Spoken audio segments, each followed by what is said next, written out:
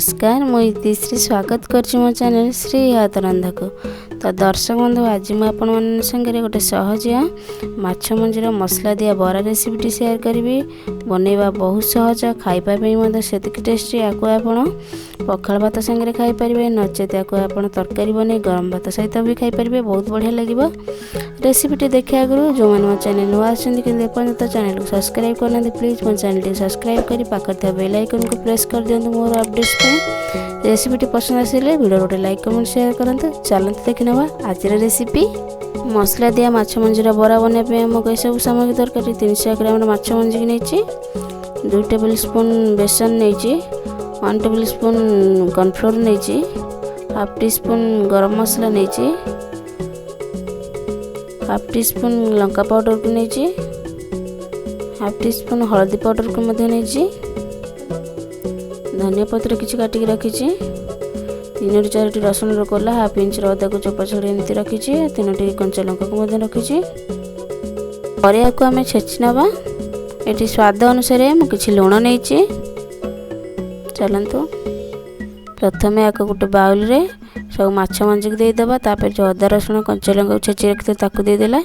धनिया पत्र को देदेबा, कॉर्नफ्लोर को देदेबा, गरम मसला पाउडर को देदेबा, लंका पाउडर को देदेबा, हल्दी पाउडर देदेबा, स्वाद अनुसार लुण देदेबा। 2 टेबल स्पून बेसन रखी से किसी देवा, दरकार आग किसी देवा लास्ट रे। भल भाव चकटी नवा हाथ में, नचेत आप चामच साहाଯ୍य चकटी पारे। हाथ में चकटिले बहुत भल से यहाँ चकटी थाए। भल भाव चकटी नवा। बाकी जो बेसन को रखते दरकार अच्छे देदेबा, भल भाव मिसईदेबा, चकटी नवा भल से। बर्तमान देखो आम रेडी होगला। भल भाव चकटी सारी बर्तमान भाजवा। प्रथम पैन रे किसी तेल सोरिष तेल को गरम कली, 2 टेबल स्पून तेल को। तेल गरम होगा पर जो मसला मंजी हम चकटिक रखते देदेबा। एमती 4 ରୁ 5 मिनट भितर यहाँ आम रेडी हो।